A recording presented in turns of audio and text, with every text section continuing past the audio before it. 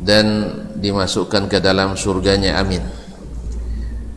Ma'asyiral muslimin, ma'asyiral muslimat, al-hadirin wal hadirat, wal musyahidin wal musyahidah. Semoga selawat dan salam senantiasa disampaikan kepada Nabi besar kita, Nabi junjungan alam, Muhammad sallallahu alaihi wasallam. Semoga selawat juga bersambung sampai kepada ahlu baitnya, para istri dan anak keturunannya, dan kepada para sahabat, para tabi'in, dan orang-orang yang setia mengikuti jalannya sampai hari kiamat nanti, amin. Kita berharap mudah-mudahan Allah mengizinkan Nabi memberikan syafaat kepada kita. Ma'asyiral muslimin, ma'asyiral muslimat, rahimanillah wa iyyakum. Kita berdoa pula mudah-mudahan Allah Subhanahu wa taala mengampuni dosa-dosa kita, dosa-dosa orang tua kita, ayah dan ibu, serta para guru yang telah mendidik kita, dan semua andai tolan karib kerabat, sanak pemilih. Semoga yang masih hidup Allah berikan taufik dan hidayah, istiqamah di atas jalannya,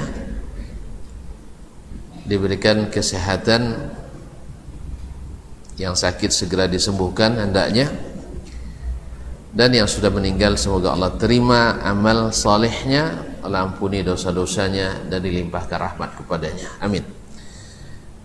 Ma'asyiral muslimin, kembali kita lanjutkan mengaji kita dengan Imam Ibn Rajab Al-Hambali rahimahullah melalui kitabnya Fadlu Ilmi Salaf ala Ilmi Khalaf, keutamaan ilmu as-salaf di atas ilmunya al-khalaf.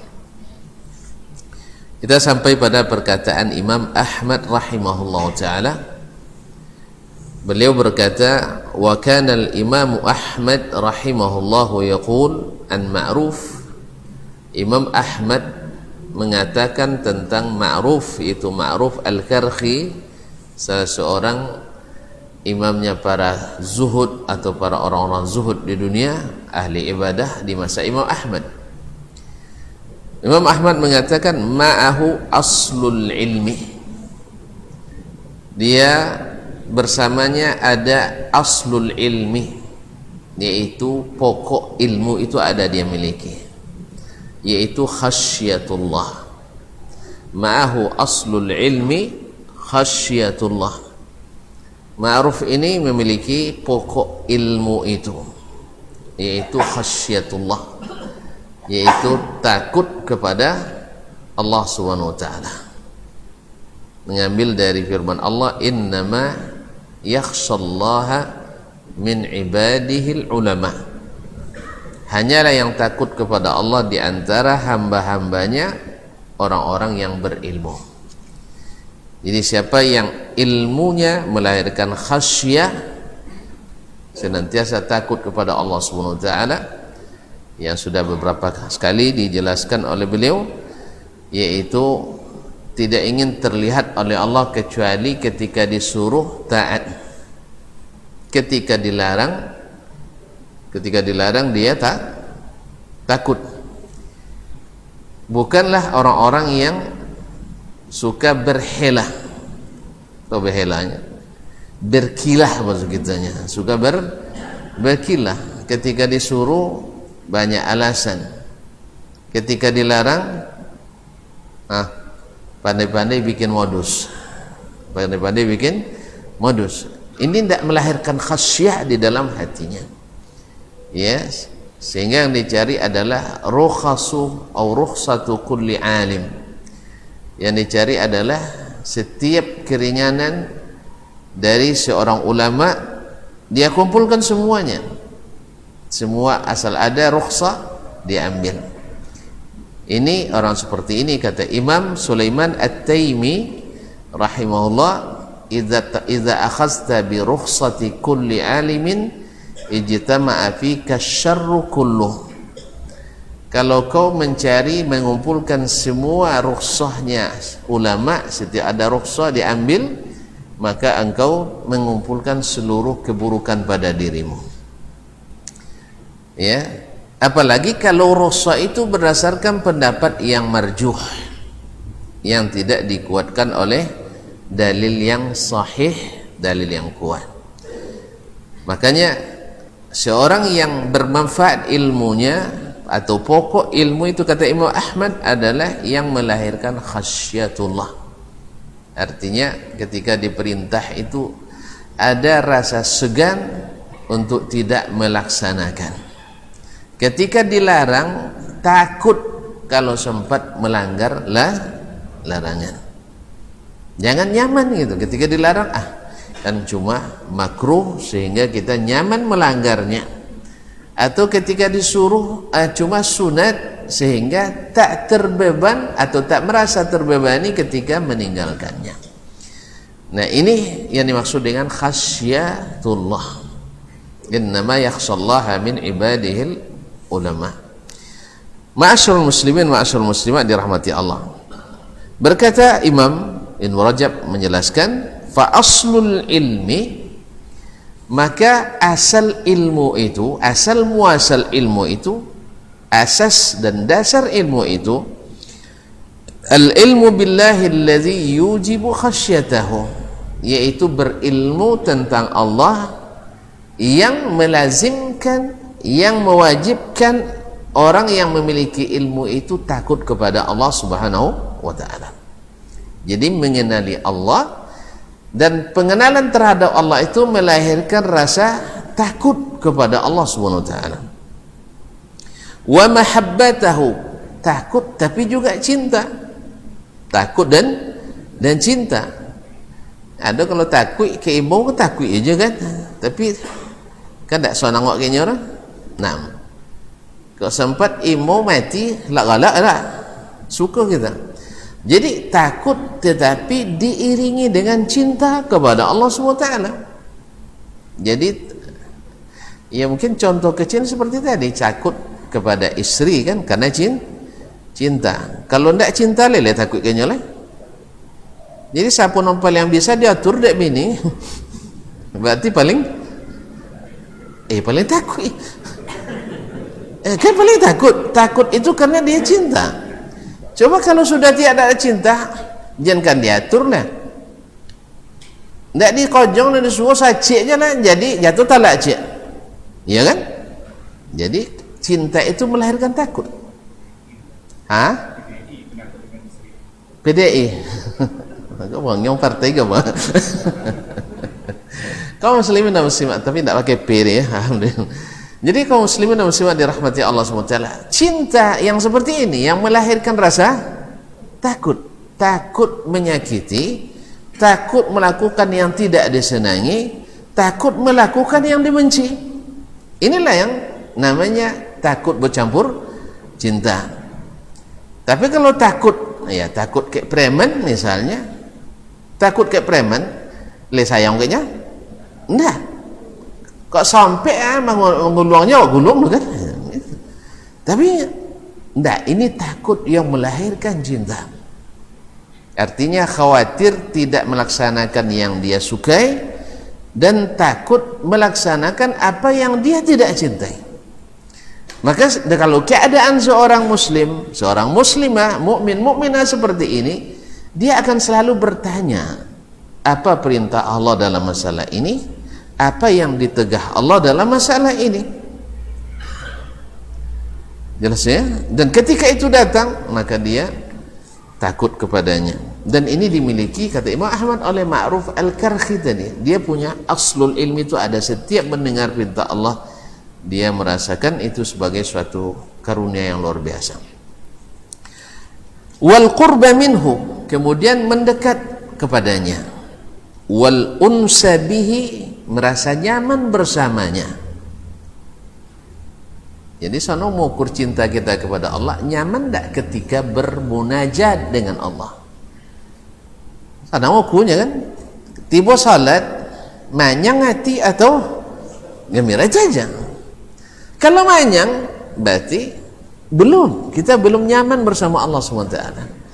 Ya, sebab ketika kita bersama orang yang kita cintai dan nyaman dengannya, berarti kita dalam kondisi on fire kan, betul-betul takut dan cinta kepada Allah SWT, nyaman bersamanya, dan ketika berpisah rindu kepadanya. Makanya orang-orang yang di antara sifat dari 7 orang yang dijamin dapat perlindungan Allah pada hari kiamat, salah satunya warajul qalbuhu mu'allaqun bil masajid, seorang laki-laki yang hatinya selalu tertambat di masjid. Kenapa di masjid tertambatnya? Karena dia mengenal bahwasanya tempat yang paling dicintai oleh sang kekasihnya adalah masjid. Ahabbul biqa'i ilallahil masajid, tempat yang paling dicintai oleh Allah adalah masjid. Maka hatinya selalu terpaut di masjid, menunggu intizarus salati ba'da salat, senantiasa menunggu waktu salat datang. Tidak pernah bosannya dia.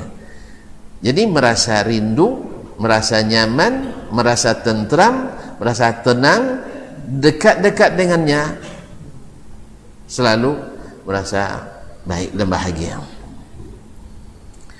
Thumma yatluhu, inilah ilmu yang dasar itu, yaitu ilmu akidah. Ilmu akidah yang melahirkan rasa nyaman dan tentram bersama Allah SWT. Itulah ala bi zikrillahi tatma'innul qulub. Ingatlah dengan zikrullah hati itu tentram. Orang-orang yang bila mengingat Allah fadat ainah, khususnya ketika dia sendirian. Ketika dia ingat berzikir kepada Allah, maka berlinang air matanya. Air mata apa namanya itu? Air mata rindu. Karena dia mengenal Rabbnya, rindu berjumpa dengannya. Karena nikmat terbesar yang dia kenal melalui wahyu yang Allah turunkan, Al-Quran dan Sunnah, bahwa nikmat terbesar itu bukan surga. Nikmat terbesar itu adalah liqa'u rabbih, bertemu dengan Rabbnya. Makanya kata Allah Subhanahu wa taala, laqad kana lakum fi Rasulillah iswatun atau uswatun, dua-duanya boleh qiraat ya, uswatun hasanatun liman kana yarjullaha wal yawmal akhir, siapa yang berharap bertemu dengan Allah. Karena surga itu dibawa nikmat bertemu dengan Allah Subhanahu wa taala. Jadi mendapatkan ridha Allah, itu yang dia cari kaum muslimin. Surga bagi Allah itu tak seberapa, tapi ridhanya itu yang mahal. Oleh itu kaum muslimin dan muslimat dirahmati Allah, maka orang-orang yang berilmu yang melahirkan khasyah ini harus lebih dulu dari segala ilmu manapun. Thumma yatluhu, setelah itu di bawah itu derajatnya adalah al-ilmu bi ahkamillah, yaitu mempelajari, berilmu tentang hukum-hukum Allah, berilmu tentang hukum Allah.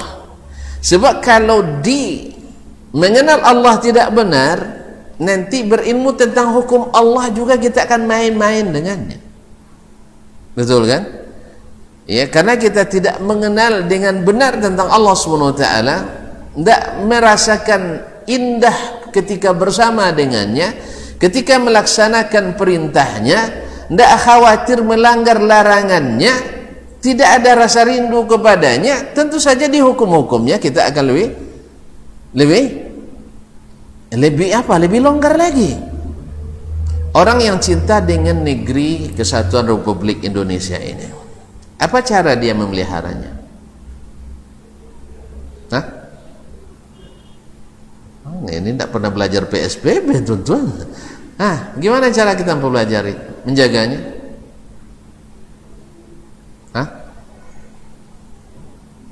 Ini perlu pelajaran PSBB lagi nih kaum muslimin. Ya, PSBB apa namanya? Enggak PSBB apa no? PSBB atau PKN kini namanya. PKN. Apa? Gimana cara antum buktikan cinta pada negara ini?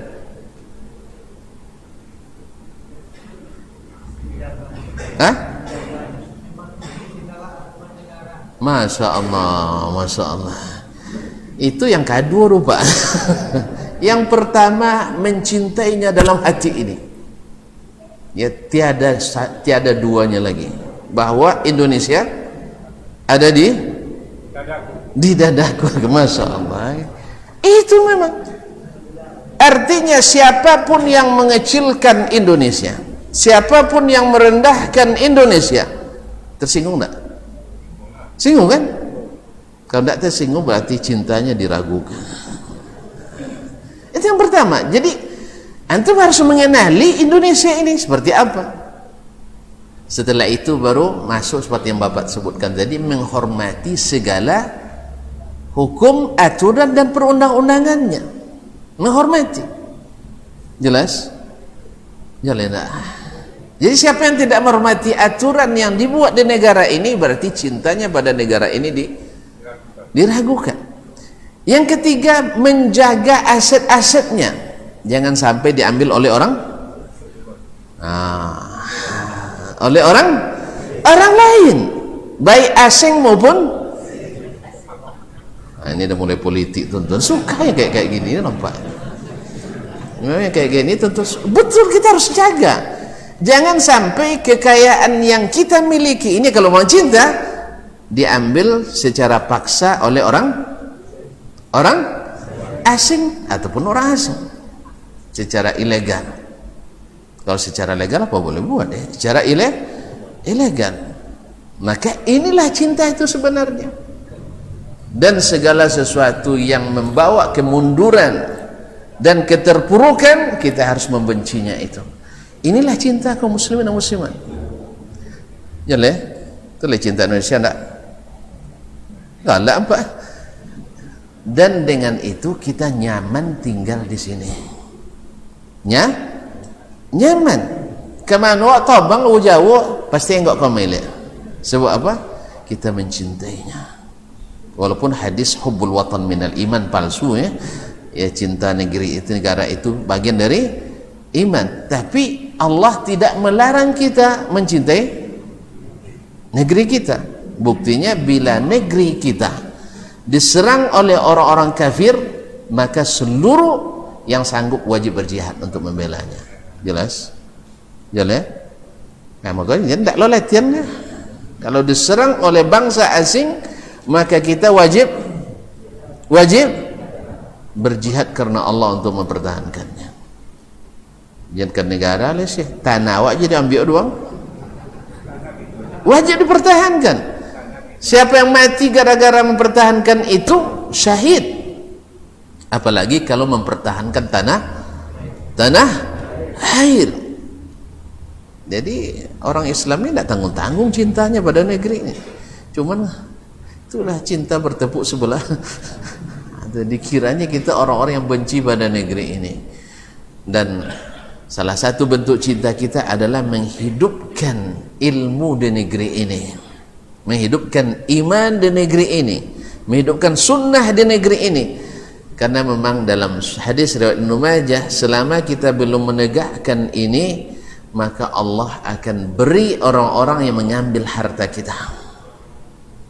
Sebelum kita menegakkan kalimat Allah, menegakkan hukum Allah, dan masih pilih-pilih, yang sesuai diambil, yang tak sesuai tidak ditolak di bidang apapun, maka Allah pun nanti pilih-pilih juga untuk kita pemimpin yang sesuai pula. Ya enggak? Mau non sayang kayaknya dibuat, mau non dah dipijang, dicondong bola bulu ya, seorang dipijang, seorang di yang kayak kata. Jelas? Tambah joleh. Ini analoginya kaum muslimin. Jadi cinta kepada Allah Subhanahu wa taala itu lebih daripada itu.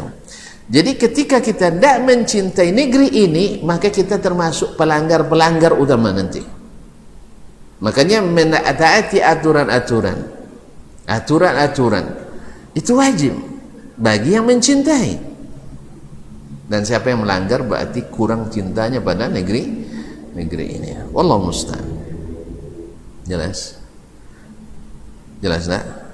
Nah, kami tidak setuju dengan aturan urusan gitu ya. Sama berarti kurang imannya pada negeri ini. Kalau tidak setuju dengan hukum-hukum Allah dan Rasulullah berarti kurang imannya pada Allah dan Rasul. Sama aja kurang berimannya. Nah, kecuali bertentangan dengan perintah Allah dan Rasulnya, disuruh durhaka kepada Allah, memang kita tak boleh. Ya tidak boleh untuk mentaati aturan apapun yang membuat kita durhaka pada Allah dan Rasulnya sallallahu alaihi wasallam.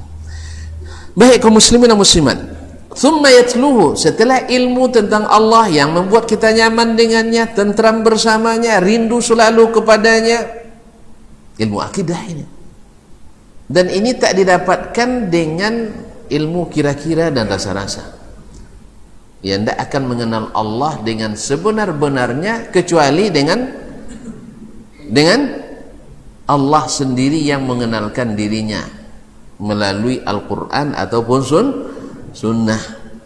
Makanya orang-orang para sahabat dulu, kenapa mereka lebih nyaman dengan Allah daripada kita hari ini? Karena mereka mengenal Allah dari Al-Quran dan sunnah. Mereka tidak mengenal ilmu-ilmu yang sekarang diada-adakan orang, syarat-syarat yang dibuat-buat orang, sehingga sebagian ayat dan hadis tidak diterima. Kalau tidak mau dikatakan sebagian besar, ditolak dengan hantu takwil, dengan hantu takwil. Kalau hantu lelok kerja, apalagi hantu kulele.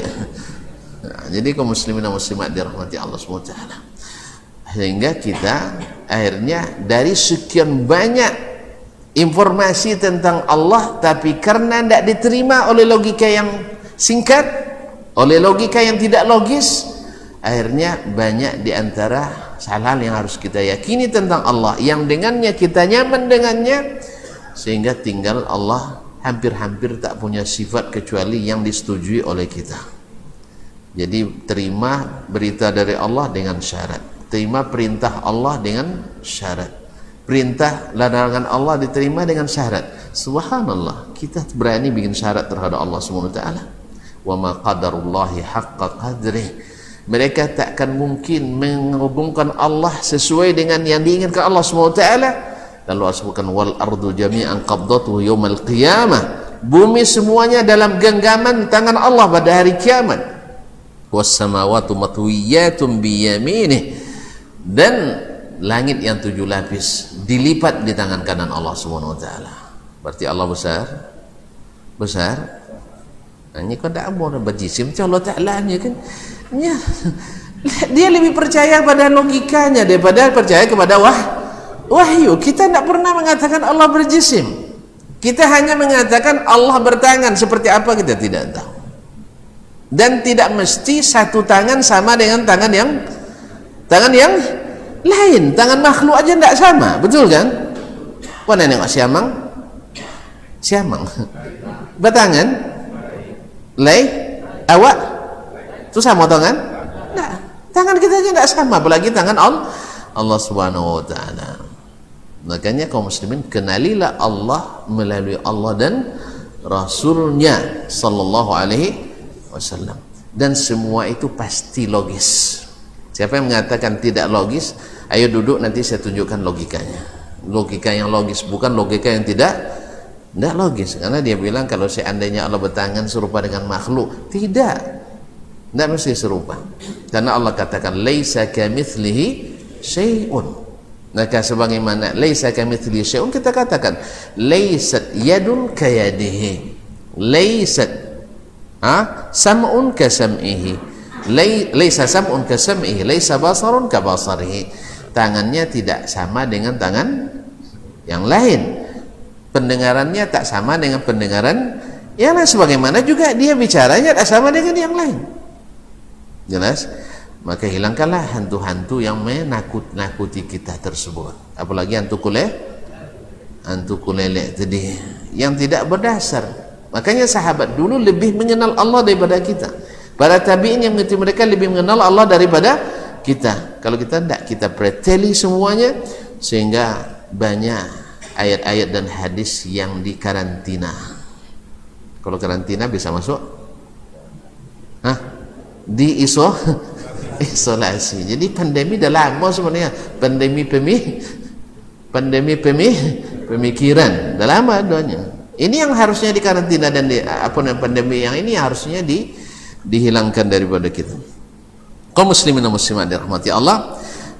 Kemudian baru mengenal hukum-hukum Allah Subhanahu wa taala. Wa ma yuhibbuhu wa yardah, apa yang dia cinta dan ridai, minal abdi, dari seorang hamba, min qaulin, baik perkataan, apa yang dicintai Allah dari perkataan kita, zikrullah, tasbih, tahmid, dakwah, amar ma'ruf nahi mungkar, nasihat di antara kaum muslimin, au amalin, atau amal banyak, salat, puasa, zakat dan sebagainya, au halin, atau keadaan kita seperti apa, berakhlak yang baik, tidak hasad sesama kita, tidak saling merendahkan, dan tidak mencintai dunia berlebihan. Cinta tidak mungkin tidak cinta semua dunia ni ya, cuman tidak berlebihan. Ini keadaan kita. Allah suka yang seperti itu. I'tiqad, atau keyakinan. Jadi jangan meyakini kecuali yang Allah beritakan, yang Rasulullah SAW sampaikan. Jangan yakini tentang Allah sesuatu yang dia tidak sebutkan. Ini kesalahan yang ini keyakinan yang tidak berdalil. Walaupun menurut akal itu boleh, karena Allah Subhanahu wa taala tak pernah memuji dirinya dengan akal.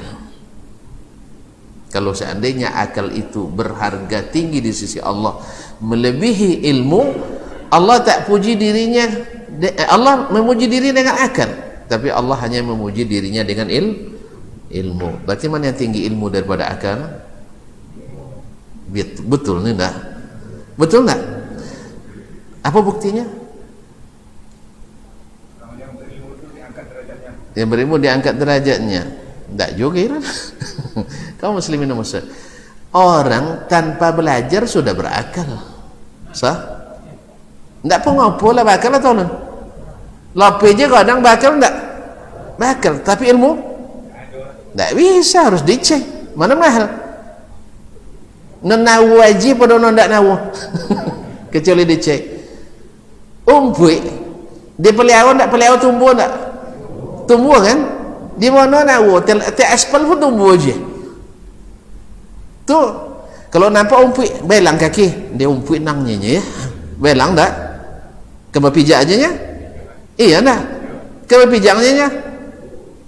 Kadang bapak cabak le basiang le kan? Tapi kalau ilmu atau padi, kalau ndak tanam ndak nawu, mana mahal umpui pada padi?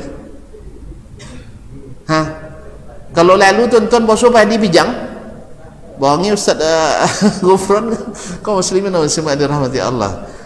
Ndak kalau padi, ndak kalau padi Raja Senabil tu kan, boy kalau dipijang padi. Jadi kalau padi berharga. Jadi akal itu, ya tuan-tuan, itu sudah anugerah. Tapi ilmu lebih tinggi daripada akal. Maka Allah memuji dirinya dengan ilmu, tidak memuji dengan akal. Akal tu kecil, akal tu kerdil, tapi ilmu besar. Maka jangkauan ilmu lebih luas daripada jangkauan akal.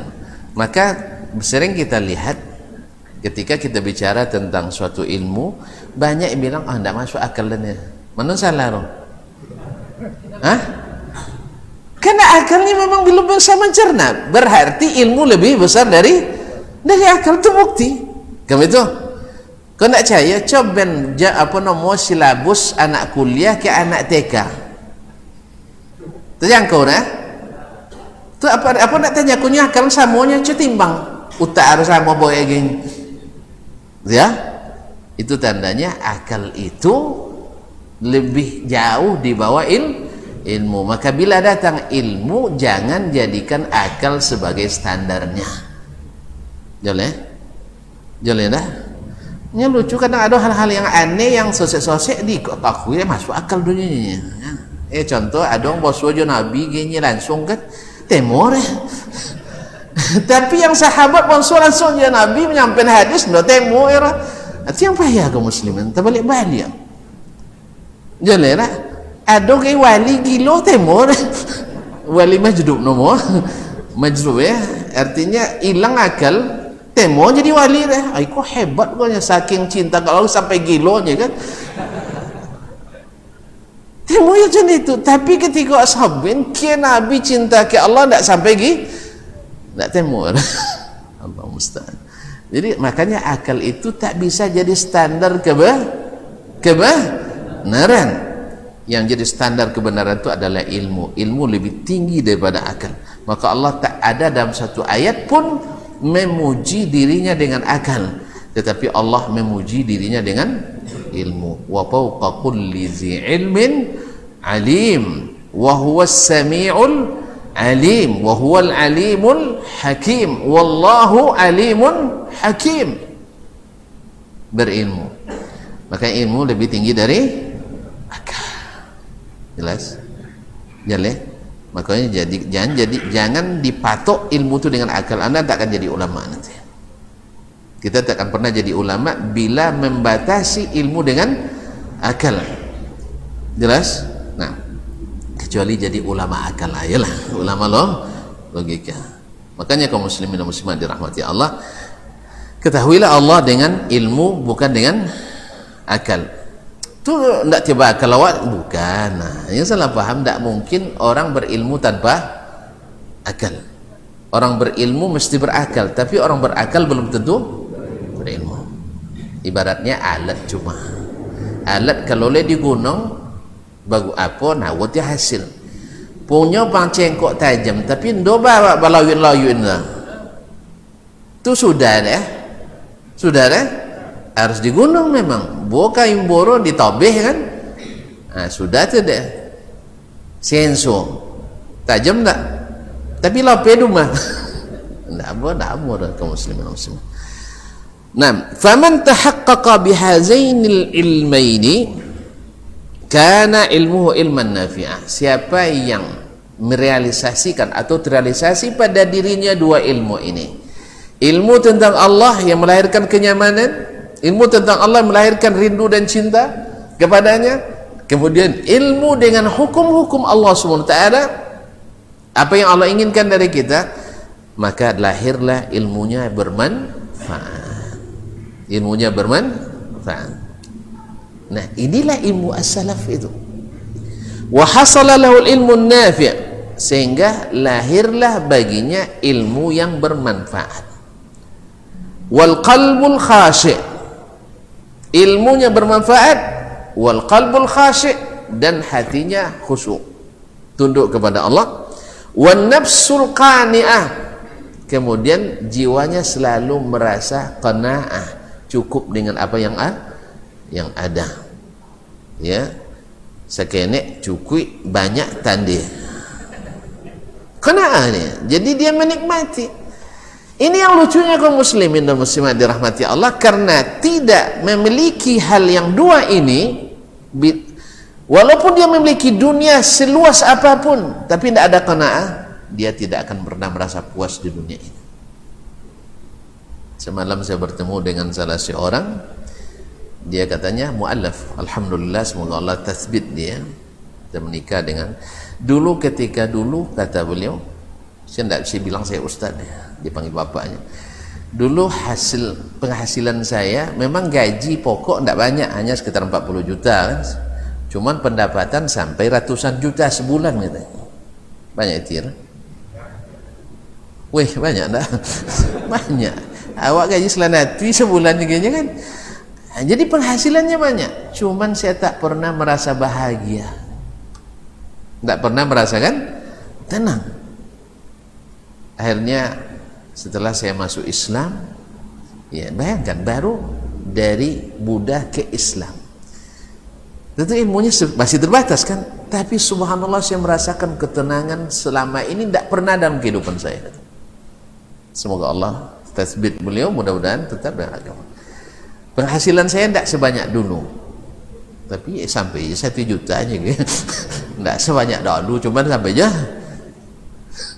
Jadi kaum muslimin dan muslimat dirahmati, tapi saya merasakan tentram. Nah, ini yang tidak didapatkan orang yang tidak mengenal Allah Subhanahu wa taala. Itu baru mengenal sedikit. Bagaimana dengan orang-orang yang seperti kata Imam Ahmad, seperti Ma'ruf Al-Karhi tadi. Jadi orang melihat dia menderita, tetapi dia orang paling bahagia. Nah, inilah yang melahirkan jiwa yang qanaah, jiwa yang qanaah. Dan ini luar biasa, tidak didapat dengan pendidikan tinggi. Tidak dapat dengan pendidikan tinggi. Berapa banyak orang berpendidikan tinggi tapi selalu merasa kurang. Buktinya yang levelnya harusnya misalnya kau berjalan naik taksi silver kan, tapi tolong naik angkot misalnya kan. Ya, kalau tuan-tuan sudah diberikan Allah kelebihan, nikmati dan tidak berlebihan. Jangan menyiksa badan seperti yang kemarin buku nasi makan siang sudah tetangga tengah makan kan, tuh makan malam bonti makan langsung loh. Tolong buku nangnya tinggal siapa boleh. Tak apa nyinya, tak anjongnya. Sabun tak anjong nih. Dek pelayan tadi dia sebut Tanjung kan, banyak siswa-siswa belakang tu masuk dalam semua. Pas di bengkel pak lah sudah pak, mak apa dia kadangannya kan tinggal separuh tu kan, nyeramas minta ada tinggal separuh, apa dia kadang mungkui dan tambang je lobby-lobby di belakang. Ini betul-betul anjong nama zakin dia. Kaum muslimin dan muslimat, ini orang kaya raya, bukan orang biasa. Yang seperti ini tak akan pernah merasa bahagia, karena ini sampai bukan lagi bakhil tapi syahih. Apa syahihnya? Syahih itu bakhil, kedekut pada dirinya sendiri, dia sendiri tidak menikmati kekayaan, padahal setelah meninggal dibawa hartanya. Ndak, anak lelok puangai sudah itu tentu lah ya. Kalau lelok puangai sudah kata itu ayah kan. Kalau ndak alun kadang ayah mati lah bantah aja ya kan, bila ayah mati lah ya ini. Jadi kaum muslimin dan muslimat dirahmati Allah, wa nafsul qani'ah, lahir jiwa yang qanaah. Dari sini pula lahir wa du'ail masmu', doa yang senantiasa didengar oleh Allah Subhanahu wa taala. Wa man fatahu hadzal ilmun nafi', siapa yang luput daripadanya ilmu yang bermanfaat ini, mengenal Allah dengan benar, mengenal hukum Allah dengan benar, siapa yang luput daripadanya ilmu yang dua ini, waqa'a fil arba', akan terjerumus pada 4 perkara allati ista'adza minha an-nabiy sallallahu alaihi wasallam, yang Nabi selalu minta perlindungan kepada Allah daripadanya. Apa itu? Allahumma inni a'udzubika min ilmin la yanfa', Allah aku berlindung kepadamu dari ilmu yang tidak bermanfaat, wa amalin la yurfa', amal yang tidak diterima, wa qalbin la yakhsha', dan hati yang tak pernah khusyuk. Apa lagi? Wa nafsin la tashba', yaitu jiwa yang tak pernah kenyang, tak pernah merasa kenyang. Dan lain adalah wa du'ain la yusma', dan doa yang tidak pernah dikabulkan. Kenapa? Dia tidak mengenal hukum Allah, kemudian hatinya masih penuh dengan dunia. Nanti apa akibatnya nanti akan dijelaskan oleh Imam Syekh. Misalnya hasad masih banyak dalam jiwanya, dengki masih ada, SMS masih laku sama dia, senang melihat orang susah, susah melihat orang senang masih. Kenapa? Karena dia tidak mengenal, ilmunya tak melahirkan khasyah tadi kaum muslimin dan muslimat. Ilmunya tentang hukum Allah hanya secara teoritis, tak aplikatif. Allahul musta'an. Maka siapa yang luput daripadanya ilmu seperti ini, dia jatuh pada 4 perkara yang Nabi banyak berlindung kepada Allah daripadanya. Wasara ilmuhu wabalan wa hujjatan alaihi, ilmunya menjadi musibah dan menjadi hujjah yang memberatkannya. Jadi ilmu itu jadi saksi yang meringankan atau saksi yang memberatkan. Semua akan ditanya nanti. Nah, Allah musta'an. Falam yantafi' bihi, sehingga dia tidak mengambil manfaat daripadanya, li'annahu lam yakhsha' qalbuhu li rabbih, karena dia tidak khusyuk hatinya kepada Rabbnya, walam tashba' nafsuhu minad dunya, tidak pernah kenyang jiwanya daripada dunia, haus terus, balizdada 'alaiha hirsan wala talaban, bahkan semakin ambisi mengejarnya dan mencarinya. Walam yusma' du'a'uhu, dan doanya tidak akan didengar, li'adam imtithalihi li'awamiri rabbih, karena tak pernah menyanjung tinggi atau melaksanakan perintah-perintah Rabbnya, wa ada jimtinabihi lima yuskhitu wa yakrahu, dan tidak menghindari apa yang dimurkai dan dibenci oleh Rabbnya. Wa hadza in kana ilmuhu ilman yumkinu lintifa'u bih, ini andainya ilmunya yang mungkin dimanfaatkan, ilmunya yang mungkin dimanfaatkan, karena ada sebagian ilmu tidak bisa dimanfaatkan. Apa yang manfaat? Wa huwal mutalaqqa minal kitabi was sunnah, yang ditalaqi, yang diambil dari Alkitab dan sunnah Nabi. Fa in kana mutalaqqa min ghairi dzalik, kalau ilmunya diambil dari selain Alkitab dan sunnah, ya ilmu yang tak ada dalam Al-Quran dan sunnah, yang dinisbatkan kepada agama, kan banyak itu. Pokoknya yang pakai logi-logi banyak, yang tidak ada dasarnya dalam Al-Quran dan sunnah, hanya hasil pengalaman, hanya hasil kebiasaan, hasil percobaan, hasil pelatihan dan pengembangan diri, yang tak didukung sama sekali dengan Al-Quran dan sunnah, dan tidak jarang bertentangan pula dengannya, tidak jarang pula bertentangan dengannya. Yang seperti ini, wa in kana mutalaqqan min ghairi fa huwa ghairu nafi' fi nafsihi, ini tak masuk ilmu yang bermanfaat pada asalnya.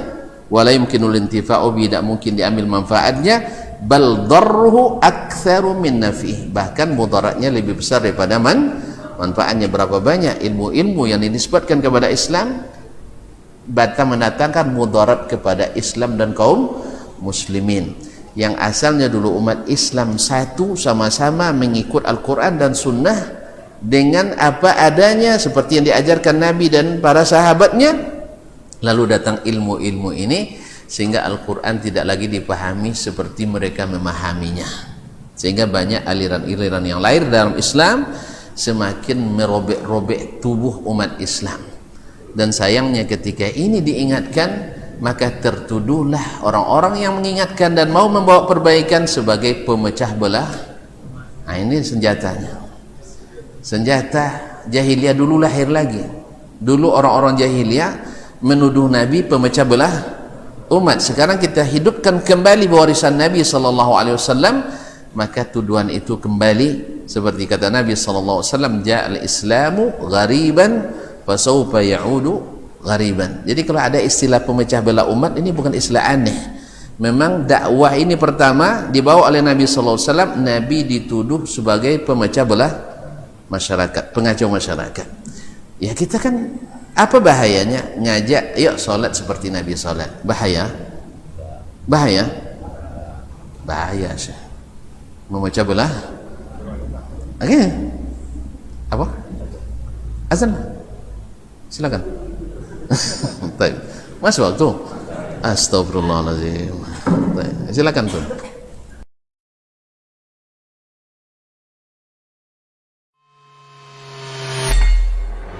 Di para sahabat itu, kaum muslimin, yang terbayang bagi mereka itu adalah infak, yang terbayang bagi mereka adalah sebuah kebahagiaan, keselamatan di akhirat yang kekal dan abadi di sisi Allah tabaraka wa taala.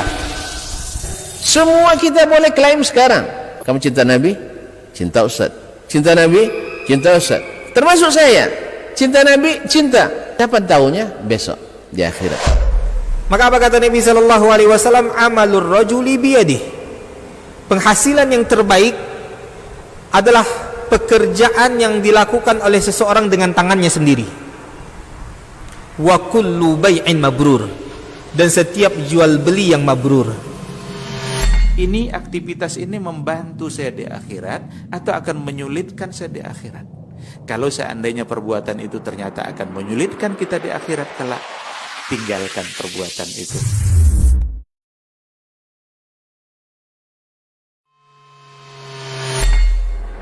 Di para sahabat itu, kaum muslimin, yang terbayang bagi mereka itu adalah infak, yang terbayang bagi mereka adalah sebuah kebahagiaan, keselamatan di akhirat yang kekal dan abadi di sisi Allah tabaraka wa taala. Semua kita boleh klaim sekarang. Kamu cinta Nabi? Cinta Ustaz. Cinta Nabi? Cinta Ustaz. Termasuk saya. Cinta Nabi? Cinta. Kapan tahunya? Besok di akhirat. Maka apa kata Nabi sallallahu alaihi wasallam? Amalur rajuli biyadihi. Penghasilan yang terbaik adalah pekerjaan yang dilakukan oleh seseorang dengan tangannya sendiri. Wa kullu bai'in mabrur, dan setiap jual beli yang mabrur. Ini aktivitas ini membantu saya di akhirat atau akan menyulitkan saya di akhirat? Kalau seandainya perbuatan itu ternyata akan menyulitkan kita di akhirat kelak, tinggalkan perbuatan itu.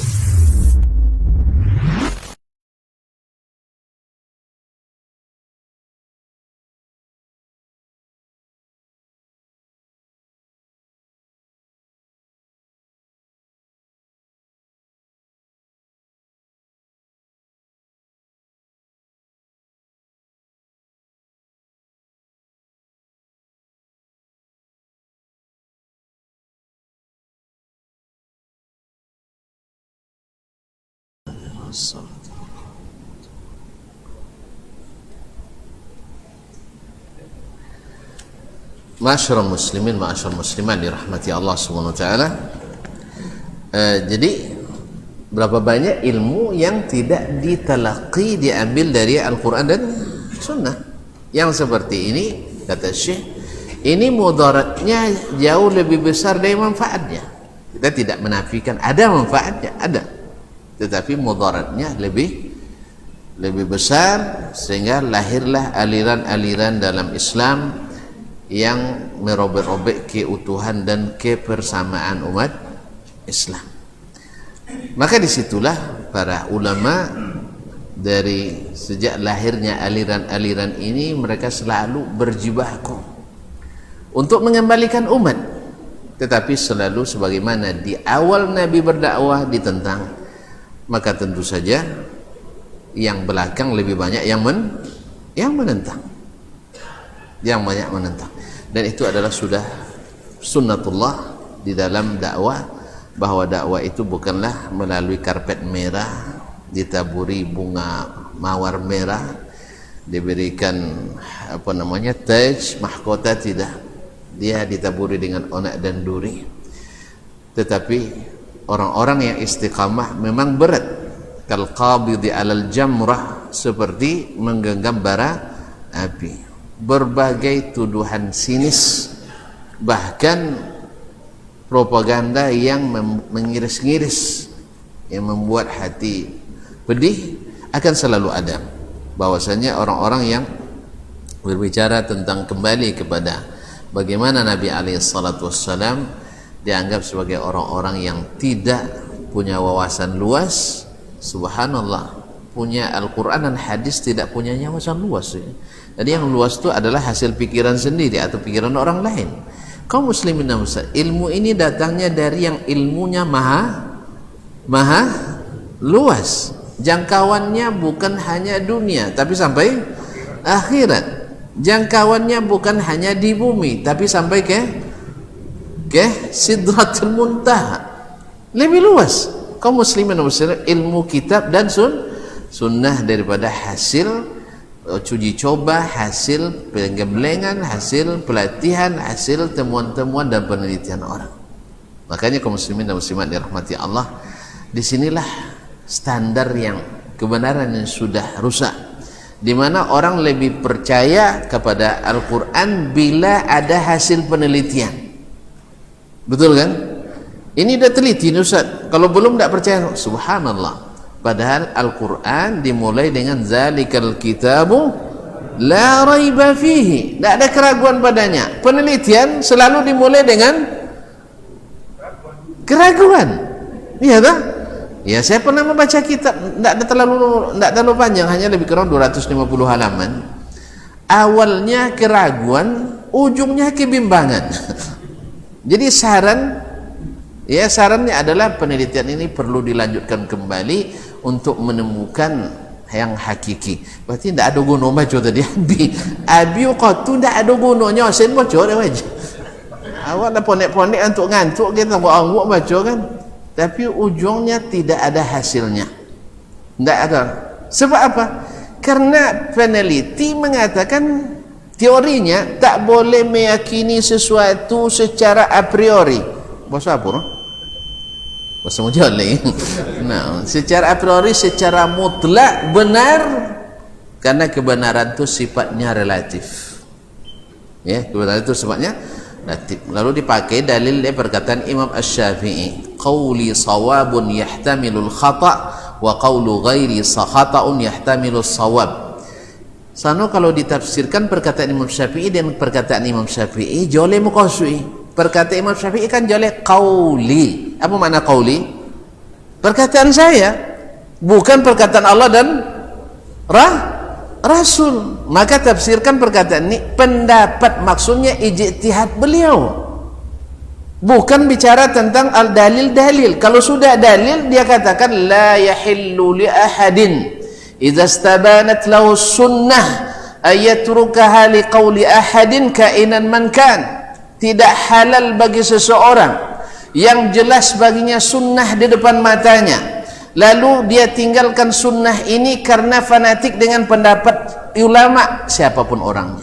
Jadi tafsirkan perkataan Imam Syafi'i itu, pendapat saya dalam keyakinan saya benar, mungkin salah, dan pendapat selain saya dalam keyakinan saya salah, mungkin benar. Ini murni ijtihad, bukan dalil. Kalau bicara tentang dalil, Imam Syafi'i sudah katakan tidak boleh meninggalkan dalil gara mengikut Imam Asy-Syafi'i. Makanya pahami perkataan Imam Asy-Syafi'i dengan perkataan Imam Asy-Syafi'i. Ini metode ilmiah yang lurus. Sebagaimana pahami firman Allah dengan firman Allah, pahami firman Allah dengan syarah hadis Rasulullah SAW. Jangan tafsirkan sendiri. Kalau tafsirkan sendiri nanti entah kemana perginya. Ya tak? Ya, seperti sekarang orang sibuk-sibuk. Saya tidak mau berdebat juga masalah itu lagi ya. Masalah murid Nabi misalnya, sekarang orang berdebat banyak. Sampai sekarang masih berdebat juga. Ya. Dia bawakan ayat-ayat yang dulu Abu Bakar tidak memahami seperti itu, Umar tidak memahami seperti itu, bahkan At-Tabari tidak memahami seperti itu. Tiba-tiba di abad ke-14 dan ke-15 orang memahaminya itu. Bahkan orang Syiah yang dulu melakukan awal pertama juga tidak memakai dalil itu, mengatakan. Jelas? Jadi memang kaum muslimin dan muslimat susah kita jadinya. Kenapa? Karena kita tidak menafsirkan perkataan Allah dengan perkataan Allah, perkataan Allah dan perkataan Nabi SAW, lebih kepada istilahnya kalau tidak ada kayu jonjang di kopiang tidak ada ome bungkal di ikan megong nyenyagan kan bungkal kasan. Kalau istilah Ustaz John kan masin sabu ikan tapa. Allah musta'an. Kaum muslimin dan muslimat dirahmati Allah, tidak bisa. Makanya tafsirkanlah, mereka itu sudah paham dulu ayat itu. Ya, tidak itu yang ditafsirkan oleh mereka. Andainya umat ini mau yang belakangan mau mengikut yang dahulu, yang dijamin pemahamannya sahih, yang dijamin amalnya diterima, yang dijamin generasi itu masuk surga, dan kita tujuannya mau masuk surga, ikut mereka, insya Allah aman dunia. Cuman memang Allah uji kita dengan tidak maunya, tak sepakatnya kita untuk kembali ke as-salafu as-salih. Sebab takut bono sobut salafi ni ya. Nya kembali ke salaf tu tak mesti salafi tu tuan, dua lapi pun tak masalah nak. Sama empek lapi nyoma, salapi lapis 4 tak masalah nak. Bahkan adanya Abu Ambo Sururi cak jola Wahabi tak masalah nak. Yang penting kita ingin mengatakan kembali kepada generasi yang dijamin itu, karena kita memang disuruh oleh Allah dalam banyak ayatnya mengikuti mereka, dan disuruh oleh Nabi SAW dalam banyak hadisnya untuk mencontoh mereka. Maka kalau kita ingin kembali bersama, insya Allah Nabi sudah berikan rumusnya, alaikum bisunnati wa sunnatil khulafah ar-rasyidin al-mahdiyyin min ba'di, abdu alaiha bin nawajis, tamassaku biha, addu 'alaiha bin nawajis, pegang teguh, gigit dengan geraham. Wa iyyakum wa muhdatsatil umur, dan tinggalkan yang baru-baru dalam agama. Sebab apa? Setiap yang baru itu pasti bid'ah, dan setiap bid'ah mesti tidak dosa. Nah, kan ada yang hasanah gitu ya. Taib, kaum muslimin muslim, ini masalahnya. Taib, okeylah hasanah, kita terima ada bid'ah hasanah. Cuman kalau memang ada bid'ah hasanah, kenapa tuan-tuan tidak mau menjadi ahli bid'ahil hasanah? Taib, tidak ada masalah. Kalau memang tuan-tuan suka bid'ah hasanah, ambil gelar itu, kami ahlul bid'atil hasanah. Tuan-tuan ahli sunnah lah. Ini enggak, yang ahlus sunnah dianggap ahlus sunnah palsu. Yang suka bid'ah hasanah itu yang boleh syurur. Padahal sepakat kita yang namanya sunnah bertentangan dengan, iya enggak? Kan Nabi membuat roh, pegang sunnah, jauhi kan Nabi nyebutkan, dijadikan, dikomparasikan dengan Nabi. Dibandingkan kalau kalian nak selamat sunnah aja, kalau tidak selamat bid'ah aja. Tu macam orang buat kawan antara bid'ah dengan sunnah tu tidak berkawan, berlawan dia. Maka oleh sebab itu, wahai para orang yang menyuarakan kebersatuan umat, persatuan umat, tidak ada yang bisa menyatukan kita seperti kata Imam Malik kecuali dengan apa Rasulullah menyatukan umat ini. Nah, itu masalah sampi itu dia dunia. Nah, itu masalahnya. Memang bahasa itu juga dulu yang dipakai oleh orang-orang yang menolak Rasulullah sallallahu alaihi wasallam.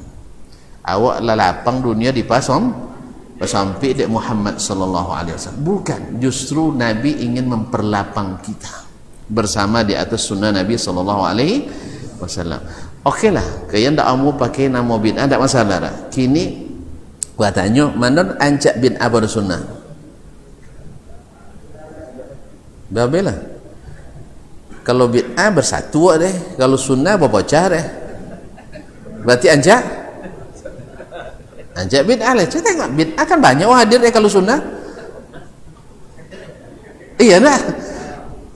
Kaum muslimin dan musliman. Ada wajar. Pada pecah umat cala buat bid'ah, tinggalkan sunnah. Kaum muslimin. Tapi cuman ini maksud saya ini bahasa teoritis logika ya, berlogika kita. Kalau soal nanti aplikasi di lapangan, bahwasanya orang yang mengatakan bid'ah hasanah, mereka juga saudara kita yang harus kita kasihani, harus kita kalau bisa didakwai, kalau enggak pandainya berdakwah lah aja dongan. Jadilah kan pandainya berdakwah aja dongan lah. Iya tak boleh awak dia. Tapi kalau bisa disampaikan, okey lah biar ada bid'ah hasanah. Tu kio mana nancak awak kojong bid'ah atau kojong sunnah? Mana kau dang pahalo? Mana kau dang pahalo? Tuan-tuan, mana kau dang pahalo sunnah atau bid'ah? Jawablah. Lah pasti. Sebab sunnah sabit dari Rasulullah sallallahu alaihi wasallam. Kalau ikut menjubuh-jubuh, tayyo tidak. Kan masih ragu. Kalau sunnah tak ada khilafnya bahwa itu dari Nabi sallallahu alaihi wasallam. Kalau bid'ah masih debatable, ada yang mengatakan hasanah, ada yang mengatakan dalalah. Sehingga babanta atau gede. Tapi tuan-tuan, nama buat bantah bid'ah atau sunnah? Terbalik sunnah buat bantah tuan-tuan. Dulu ketika bid'ah awak sekadar di kampung tak ada bantah-bantah kan, setelah lain ngaji sunnah bantah wong deh. Iya. Berarti sunnah kau masalah sono harus ditinggian bid'ah aja lah ya. Dah mungkin kaum muslimin muslimat. Ibarat mesin lamun tak diengkol bakage. Tu ketika dibuat bongkar lah, elok bunyinya tu gulaga. Pasti gulaga, mesti. Kadang untuk membongkar mesin, apa? Sebab tu kuek-kuek, iya nak? Kan bahasa tu kuek-kuek. Hanya lah pakai. Oleh sebab itu kaum muslimin dan muslimat, mudah-mudahan insyaAllah lembutkan hati kita. Kan sunnah Nabi, bukan bid'ahnya wali kan? Sunnah Nabi SAW. Kecuali tuan-tuan lebih menghargai selain Nabi daripada Nabi sallallahu alaihi wasallam. Mudah-mudahan insyaallah semakin hari semakin banyak berbicara kita tentang cinta ke Nabi, tentu semakin banyak yang mencintai sunnah Nabi sallallahu alaihi wasallam.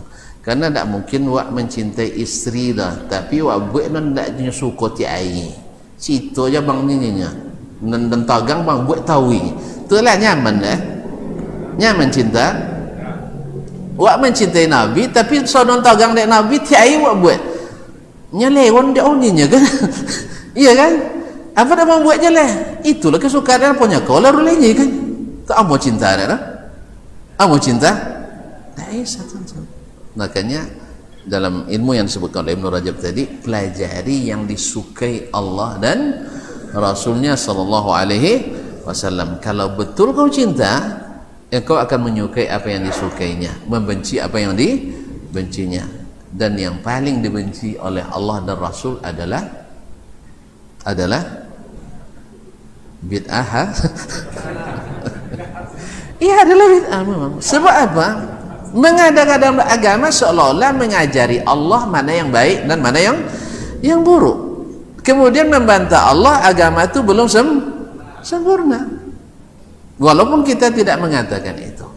Oh, banyak pendapat ulama. Iya, betul. Ini memang kalaulah keluar dari jalur utama, kebijakan tidak sama. Ibarat ada kalau di kantor wak jadi pejabat nih ya, ada yang sesuai aturan, ada yang melanggar aturan, ada yang buani kayak kebijakan bulio deh melanggar kok pak, insyaallah ndak temuan dan insyaallah ndak temuan, aman-aman je lah. Ada yang longgar-longgar ada, tapi ada yang ketat. Biasa orang suka kayak nang ketat atau nggak suka kan longgar. Apa aku payah pun yang dinya kan. Tak ada lulus apa awak dia kan. Tapi kalau kayak pada seman je lah sonang je kan melanggar-langgar sekene ndak apa kan itu. Iya ndak? Iya. Apa birokrasi bono pak menyanyi kan. Bapun bayunya. Jadi kaum muslimin muslimat pasti yang istiqamah tuh kurang diminati. Tapi yang tidak istiqamah akan mendapatkan celah-celah untuk melanggar aturan yang ada. Semoga Allah SWT mudahkan kita. Tapi jangan salah paham ya, maksud kita bukan untuk mengatakan bahwa orang-orang yang berbuat bid'ah atau ahli bid'ah otomatis masuk otomatis masuk neraka. Nah, itu bukan urusan kita. Ya, bukan urusan kita. Mungkin saja sebagian ahli bid'ah mungkin tak lupa dawak lagi masuk lah. Ya tak? Karena bid'ahnya tidak mengeluarkan dari Islam. Ada amalan-amalan besar yang dia lakukan yang kita sendiri tidak bisa melakukan. Walillahi fi ibadihi syu'un. Atau dia husnul khatimah, awak su'ul khatimah, na'udzubillah. Ya tak? Jadi masalah surga neraka bukan. Cuman kita katakan kalau jalan ke surga ini sunnah, jalan ke neraka ya kan itu kata Nabi SAW. Ya tak? Fa inna kulla bid'atin dhalalah. Kalau tak sosek ke mana dah? Kalau tak sosek mana dah? Tak siksa. Kan itu kan tersiksa dia. Nah, kalau yang lui jalan masuk surga, kalau enggak kan ada jalan lain lah. Jadi oleh sebab itu jangan tampu jalan itu. Kalau tampu aja deh, mungkinnya lah menderita lama-lama sudah itu balik oleh kan. Itu mudah-mudahan Allah berikan husnul khatimah. Jadi ketika kita mengatakan ini bid'ah, ini sunnah, bukan berarti setiap sunnah langsung masuk surga tanpa hisab sodon, enggak. Sebagaimana bahwa seluruh yang berbuat bid'ah dia langsung masuk neraka juga bukan pekerjaan kita. Enggak boleh menghukum orang dengan surga dengan neraka. Orang-orang ya, bukan pekerjaannya. Orang-orang enggak wawang dah.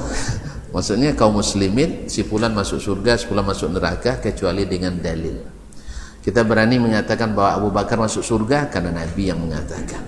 Kita berani mengatakan Umar masuk surga karena Nabi yang mengatakan. Tapi Dasman masuk surga, auzubillah, cinan-cinan tentulah, tapi tidak bisa kita katakan. Sebab Allah lebih tahu bagaimana kesudahan setiap orang itu. Wallahu ta'ala alam. Jadi jangan sampai ya, enggak sampai jadi fitnah pula kita. Mak masuk neraka sudah awak lagi kan. Ya kalau saya surga tidak perlu surga. Bukan. Inyo punya surga sudah bukan. Surga bukan milik kita. Nabi yang katakan la yadkhulu ahadukumul jannata atau la yadkhulu ahadukumul jannata bi amali. Seorang tak masuk surga dengan amalnya. Tak dengan amal. Illa ayyataghammadahu Allah bi rahmatih. Setiap orang itu masuk surga dengan rahmat Allah. Mudah-mudahan dengan istiqamah di atas sunnah Nabi sallallahu alaihi wasallam Allah berikan kita rahmat. Karena kita berada di jalur yang benar. Jangan coba-coba masuk ke jalur lain, masuk ganggang tersosek kita. Allah musta'an. Barangkali sampai di sini kajian kita malam ini. Nampaknya dengan Ibnu Rajab ini senang gitu nampaknya. Senang ya? Alhamdulillah. Menyambung. Jalannya togang kan? Ini memang jalan kan togang lewat. Misyangnya nampak. Allah musta'an. Terima kasih dan mohon maaf. Sampai jumpa kembali.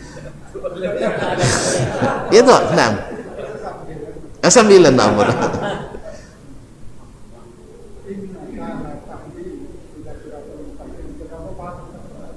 Innaka la tahdi. Nak pakai panjang dah. Pakai panjang. Nyadur innaka la tahdi man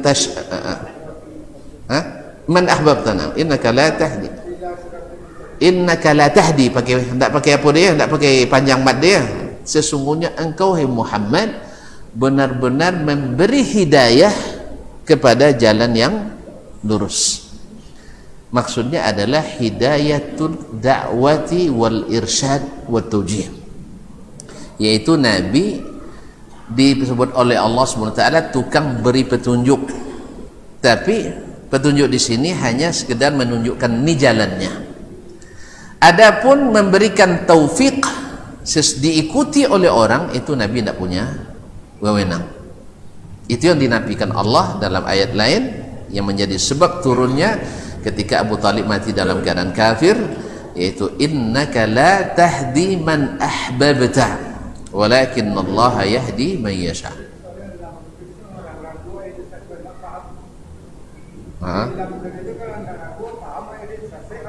Iyalah, maka jangan ragu kan. Topet bocor. Jadi yang pertama hidayatul irsyad. Betul Nabi tukang tunjukkan jalan kebenaran, tunjukkan jalan taufik, jalan hidayah. Tapi kalau taufik dalam ayat yang kedua itu hanya Allah, walakin Allah yahdi man yasha. Allah yang memberi hidayah taufik kepada siapa yang dikehendaki. Nabi tidak bisa mewariskan iman kepada Fatimah. Kalau makan dia katakan, ya Fatimah khuzi min mali ma turidin, ambil dari hartaku apa yang kau mau. Inni la ughni anki minallahi syai'a, saya tidak bisa menyelamatkan kamu dari Allah sedikit pun. Subhanallah, Nabi tak bisa menyelamatkan keluarganya dari azab Allah SWT. Maka Fatimah harus beriman. Makanya وضرب الله مثلا للذين كفروا امرأة نوح وامرأة لوط كانتا تحت عبدين من عبادنا صالحين فخانتاهما فلم يغنيا عنهما من الله شيئا. Kami buat contoh permisalan bagi kaum muslim, orang-orang beriman, dua orang wanita, istri Nuh dan istri Lut. Keduanya istri dua orang saleh, Lut saleh, Nuh saleh alaihi wassalam. Tetapi mereka berkhianat. Khianat di sini bukan dia berzina, tidak. Khianat tidak mengikuti dakwah suami mereka. Ini khianat luar biasa ini. Ya, dan termasuk yang mempropaganda kaumnya untuk memusuhi dakwah suami-suami mereka. Khianat luar biasa, lebih parah daripada khianat selingkuh. Tapi selingkuh parah juga ya, tapi ini lebih parah. Kaum muslimin dan muslimat ya, falam yughniya minallahi syai'a, sehingga keduanya suaminya yang Nabi Nuh ulul azmi minar rusul tidak bisa menghalangi mereka dari azab Allah SWT. Kenapa? Karena tidak beriman. Ini namanya hidayatut taufiq. Hidayatut taufiq itu hanya milik Allah. Kita hanya hidayatul irsyad wa ta'lim wa tawjih. Kita hanya bisa menunjukkan ini jalan ke surga, ini jalan ke neraka. Itu memang hak Nabi SAW, dan kita mengikuti Nabi dalam hal ini. Kata Nabi ini ke surga, ya kita ikuti semampu kita. Dan kata Nabi, ini jalan ke neraka, ini mampu tidak mampu jangan diikuti. Ya kalau meninggalkan larangan kan tidak pakai modal dah. Jen menciloknya ada modal? Hah? Jen berzina ada modal? Tidak. Jen berduto ada modal? Tak ada modal. Menigen, ya tidak? Kan gitu? Jen ngebonginya ada modal? Nyawa nak bongi junus. Allah musta'an. Sampai di situ tutup ya. Kok tambah aja lah panjang itu. Wallahu taala a'lam wa sallallahu ala nabiyina Muhammad wasallam. Mohon maaf dan terima kasih. Yang benar semoga taufik dari Allah, dan yang salah itu kelemahan saya dan dari syaitan. Mudah-mudahan Allah mengampuni dan Bapak dan Ibu bisa memahami. Wallahu taala a'lam. Sallallahu alaihi wasallam. Assalamualaikum warahmatullahi wabarakatuh.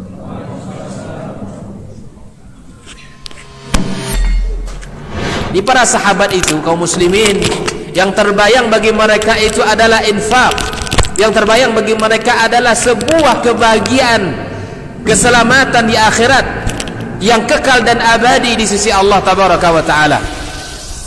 Semua kita boleh klaim sekarang. Kamu cinta Nabi? Cinta Ustaz. Cinta Nabi? Cinta Ustaz. Termasuk saya.